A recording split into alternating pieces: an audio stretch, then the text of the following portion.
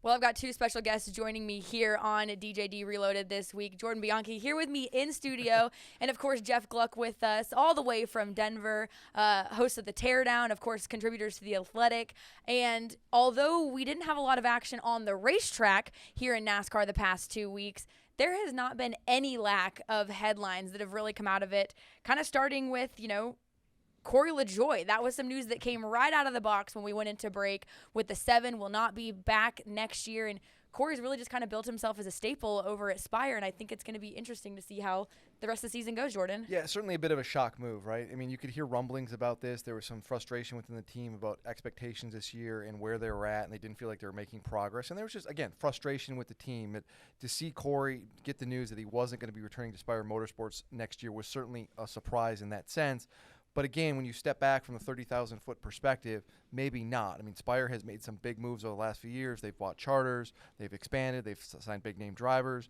They've signed big-name crew chief. Like, they're doing all of these things. And team owner Jeff Dickerson has said, he said it this week when I talked to him, like, listen, we have expectations. We just didn't feel like we were getting there. We felt like it was time to make a change. And unfortunately, that meant that Cory's not out of a ride. And now the question is, of course, what happens next? And I mean, Jeff, how do you feel like that sets up Cory? Is there a map right now for Cory to go somewhere else? And how do you feel like that changes the landscape of now Spire's presence with a cup car that we've seen Cory in the last couple of years? I think what's really interesting about it is it felt like Cory was about to get this big breakthrough moment where he was going to be with Rodney Childers and he was going to go from stacking pennies to, being in a winning contending car that was, with a championship crew chief. And it was like, it seemed like he was this close to getting that. And then it doesn't happen. And it's like, wow, what could have gone on there? And to me, like a lot of it has to do with Carson Hocevar, probably.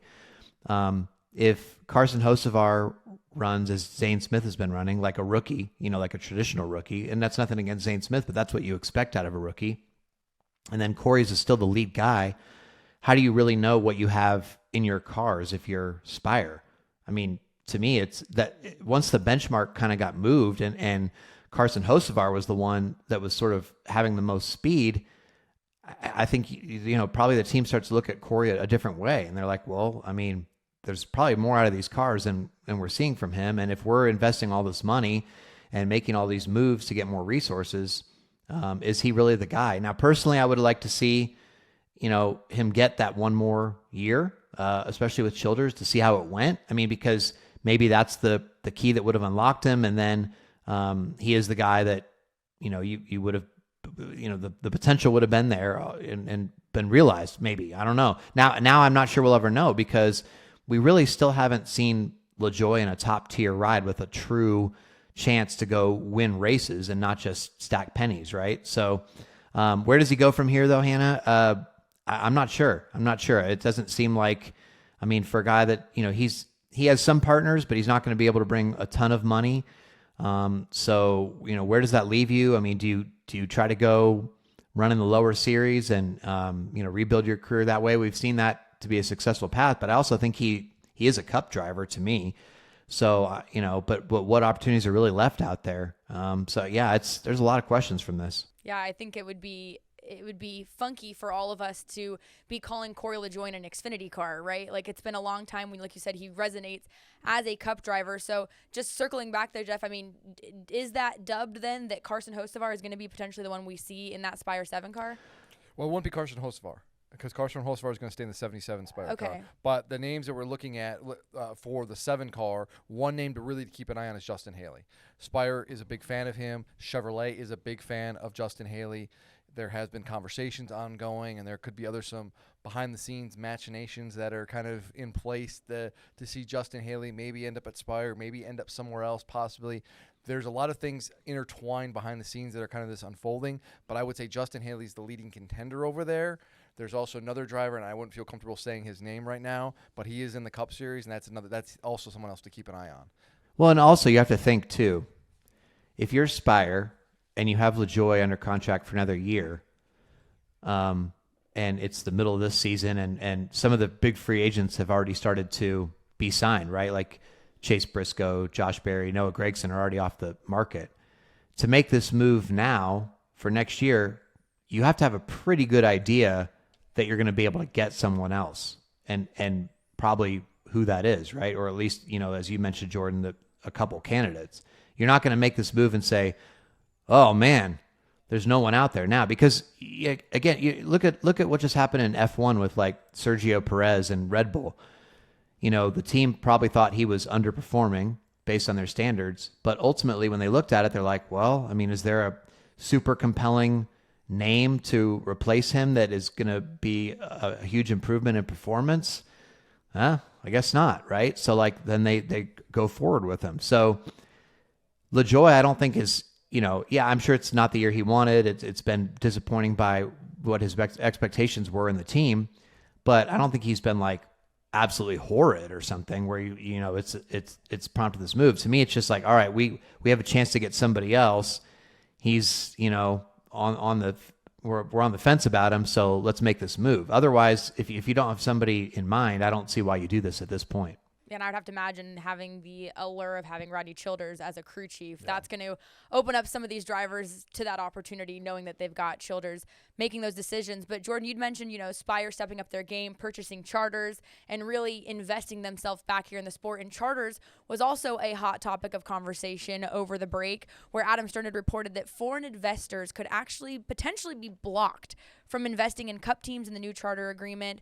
Social media really took that and ran with it. I mean, Jordan, I'll let you start. Can you kind of explain why NASCAR would go that route? Yeah, I mean, it's complicated. And you look at the kind of the geopolitical side of things, right? And you look at other sports that have had foreign investor groups from really authoritative, oppressive regimes, if you will, that have come in and spent a lot of money.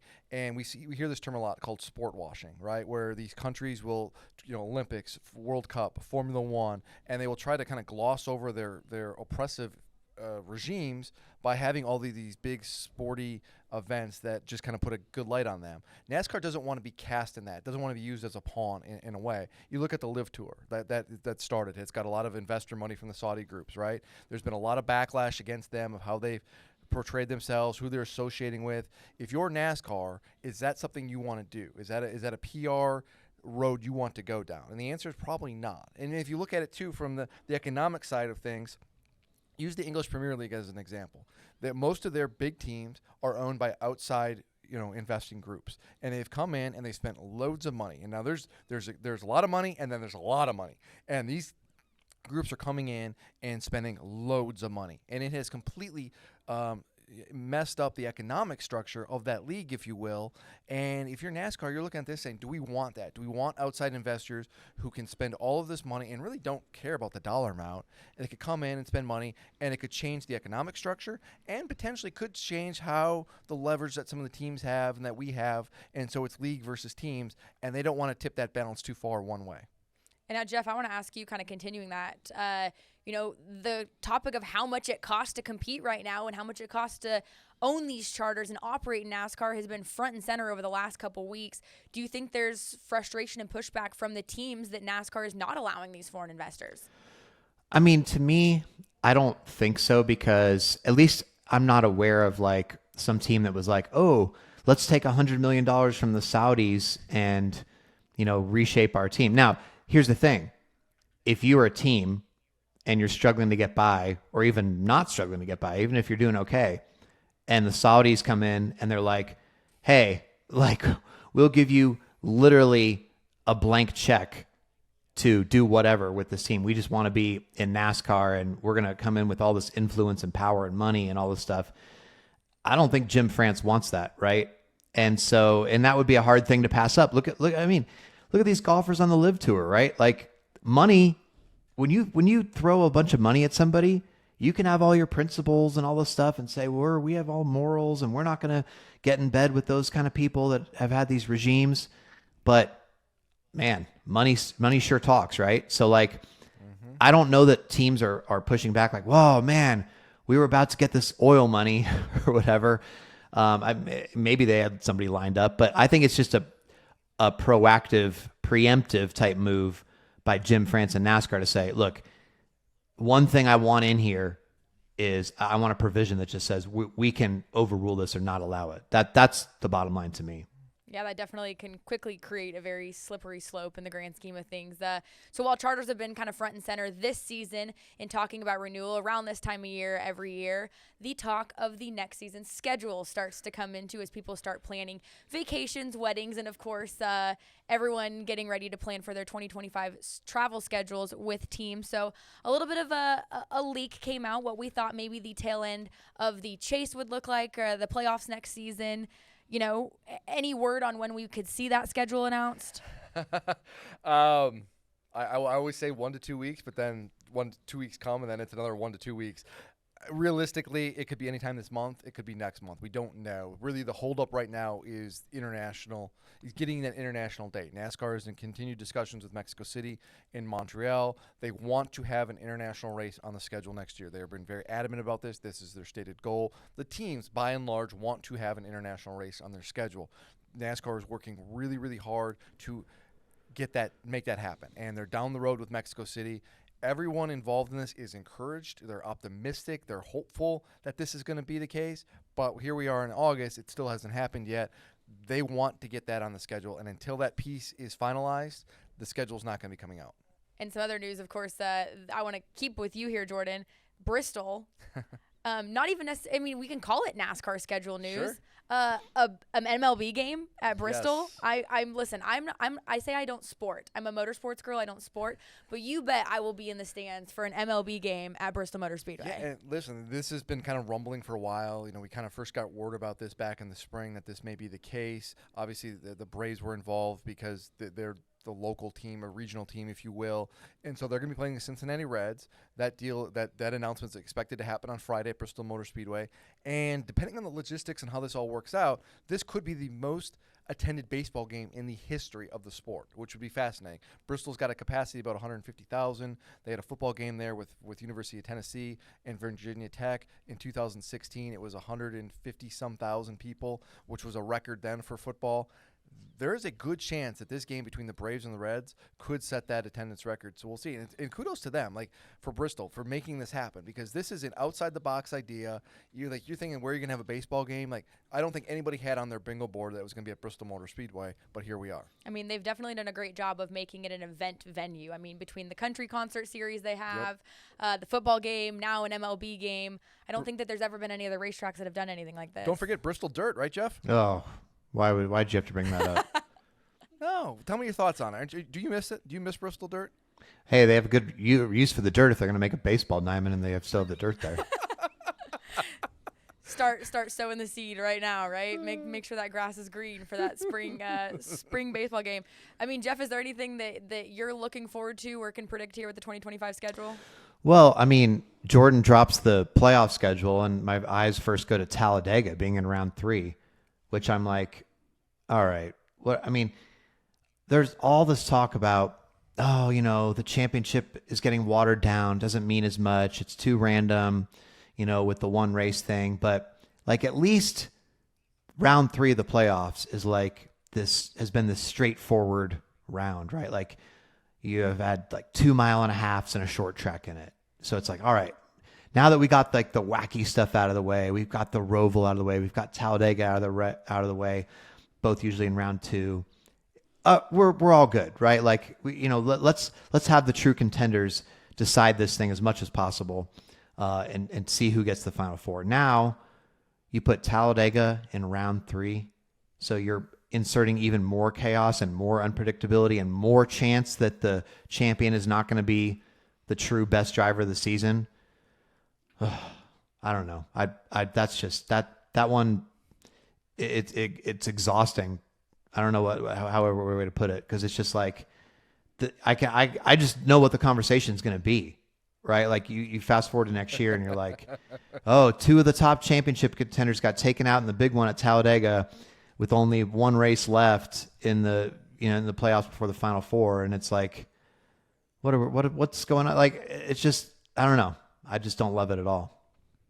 Drama, unpredictability. I mean, that's the idea. Well, yeah, but what about just right? having, your champion be like the true champion of the sport and not just some random? I mean, wouldn't you want less randomness and like the legitimacy of your playoff format? Isn't that something worth fighting for?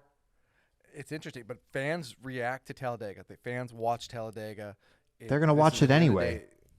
But if you can generate more ratings as you go on and set up your championship, you have an opportunity really to kind of push it forward. I get it. Like, you're right. Like, everything you said is 100% right. And there, trust me, everybody is already saying everything you're saying. But I understand why they're doing it. I don't necessarily agree with it, but I get it from their perspective of, like, this is a sexy thing to put on TV in our, semifinal round. It's going to get eyeballs on our sport. Sure. When they say silence is deafening. Great segue for some final breaking news that came out of here over the break. Juan Pablo Montoya will be making his return here to NASCAR for 2311 at Watkins Glen. They did the tease, a lot of people on social media taking their guesses, and of course, Juan Pablo being a racer of many different disciplines, which again is a great segue to something we'll talk about after the break. What do you think of his return? How do you think that's going to pan out for him? I think it's cool to see Juan come back, and I think it speaks really to, say what you will about the next-gen car, and we the good, the bad, whatever, but this car in its similarities to road cars, sports cars, has opened the door for drivers from different disciplines to come over here and have a little bit more comfortability, if you will, in trying NASCAR. And we've seen it with Jordan Taylor. We've seen it with some other drivers as well, Jenson Button, for example. And Juan Pablo coming over here and doing this is a great thing. And I think we've had races this year, in the last couple of years, on these road courses where you're looking at the lineup and you're going, wow, okay, this is cool. And it just speaks to the depth of the series and the opportunities that this car has provided. And now the racing is a whole different thing. That's a whole different conversation. But in terms of opening the door to allow different drivers from different disciplines to come over here, I think that's really cool, and it's good to see Juan Pablo back. I mean, to me, Juan Pablo Montoya is 48 years old, as is Jimmy Johnson. So when you look at, Mark Martin won races into his 50s and stuff, but I mean, when you're looking at guys who have not been consistently racing and are coming back for sort of like one-off starts or occasional starts, I mean, Montoya hasn't raced a stock car in 10 years or something. It's going to be a very tall order. I wouldn't have very high expectations. I mean, don't you think if he finishes in the top 20, that would be something notable? And yeah, he's going to be in a great car. He's going to have, Tyler Reddick's notes to look off of. That's going to be great, but I just don't really have any expectations that he's going to come in and perform after being out for so long. Yeah, it drives like a sports car, but he has no experience in the next gen except for this test he did. Again, he's on the older side of things, so it's cool. I mean, it'll be a talking point going into that, but it's also a playoff race, and I'm typically sort of wary of when you have drivers come in and in a playoff situation, and that could impact the playoffs if they make a mistake or get mad or something like that, which I know we've never seen Juan Pablo get mad at anybody, but never. I don't know. It seems like sort of an odd out of nowhere thing, but it'll get people talking. Jordan likes that, so that's good. It's good for business. Yeah, good for business. I'd say definitely raised some eyebrows and probably a twang of nostalgia for some folks when they saw that announcement. So it'll be cool to see his return to NASCAR here in Watkins Glen in just a short while here. But also some news over the break was the signing of a driver for the 2025 campaign. That driver being up-and-comer who's really just come onto the ranks as of late. Connor Zilic driving for JRM full-time in the Xfinity Series in 2025. We've got so much to break down with Connor Zilic and really the expectations put on him here after the break on DJD Reloaded.